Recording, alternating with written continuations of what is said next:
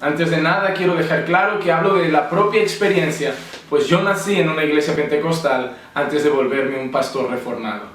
Las cosas principales por las cuales no comparto esa denominación que hoy en día está creciendo a nivel mundial de una manera exagerada son las siguientes. En primer lugar, no estoy de acuerdo con lo que han hecho con el Espíritu Santo. Yo soy una persona que cree firmemente en la obra del Espíritu Santo, cree en el poder del Espíritu Santo, cree en el mover del Espíritu Santo y en cómo el Espíritu Santo es importante y fundamental en la vida de todo creyente. Sin embargo, considero que han reducido el Espíritu Santo a un montón de ruido, movimiento y exagero dentro de la iglesia, reduciendo su poder a frenesí, a descontrol y a un circo espiritual llamado movimiento pentecostal. Creo que el Espíritu Santo no tiene nada que ver con lo que vemos hoy y sus manifestaciones no son nada parecidas a las que se muestran hoy dentro de esas denominaciones. En segundo lugar, el uso que hacen de los dones espirituales me parece contrario a la Escritura. La mayoría de iglesias y denominaciones pentecostales vemos cómo entran en descontrol y hablan en ese balbuceo, hablan en lenguas de aquella manera en que balbucean y pronuncian palabras que no comprendemos, que nadie entiende, y se vuelve un descontrol en el que todo el mundo empieza a alzar su voz y a hablar en lo que hablan y llaman lenguas de fuego. Cuando nosotros vemos el don de lenguas en el libro de Corintios, podemos ver que Pablo estipula el orden en que debe ser hablado.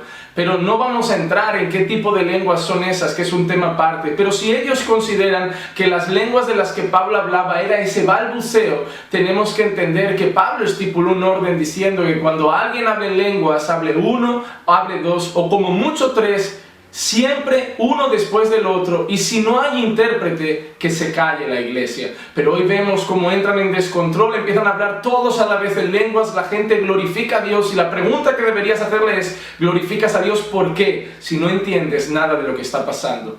Otra cosa que me preocupa es que cuando las personas empiezan a declarar, profetizar o decretar bendiciones sobre la vida del pueblo, la gente empieza a glorificar a Dios, a dar fuertes gritos de amén y aleluya. Pero que cuando escuchan la palabra de Dios no tienen ningún tipo de reacción anímica o emocional frente a la propia palabra de Dios. Han reducido la palabra de Dios a más importante lo que sale de la boca de algún apóstol, profeta, como ellos lo quieran llamar, a lo que está escrito y revelado en las Sagradas Escrituras. Están haciendo lo mismo que hace la Iglesia Católica con el famoso Papa. Lo que dice hoy Guillermo Maldonado, lo que dice hoy Cash Luna, vale mucho más que lo que está escrito en la palabra. Si ellos tienen nuevas revelaciones, cosas que los demás no podemos ver y cosas que no entendemos y que no vemos escritas, no importa, porque ellos son los escogidos del Señor. Están haciendo lo mismo que hace la Iglesia Católica con el Papa, dándole más importancia a lo que Dios revela a un hombre en particular que a lo que ya está escrito en su palabra, cuando sabemos que ya todo fue revelado y que si alguien trae algo diferente, sea anátema. Tenemos que tener presente también en que se saltan las normas de la Escritura. Cuando la palabra de Dios estipula un orden en cuanto al movimiento de la iglesia, la estructura de la iglesia y el orden de la iglesia local, en cuanto al ministerio pastoral, han dicho que no importa que si Dios le da un don a una mujer para ser pastora, ella puede ejercer el ministerio. Y no importa que en su palabra haya dicho que no permite a la mujer enseñar en la iglesia ni ejercer dominio sobre el hombre. La palabra de Dios está perdiendo poder, influencia e importancia dentro de esas congregaciones. Otra de las cosas que no me gustan es el nuevo movimiento de la prosperidad que se está dando en ellas, donde se fomenta que los cristianos busquen el éxito, donde se fomenta que los cristianos busquen el triunfalismo en su vida personal y en sus vidas económicas, laborales. Siempre quieren ver el éxito, y el no tener éxito lo están relacionando con la falta de presencia de Dios o con la falta de bendición.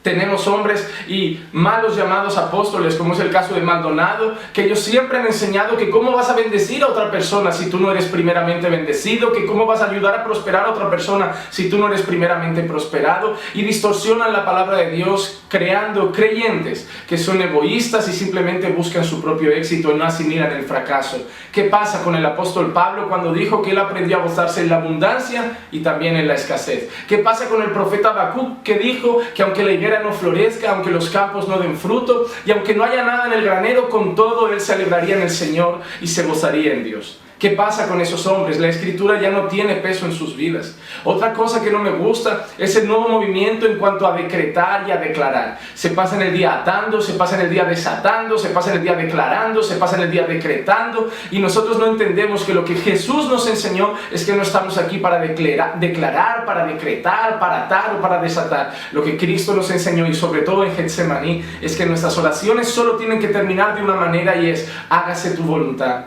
y no la nuestra.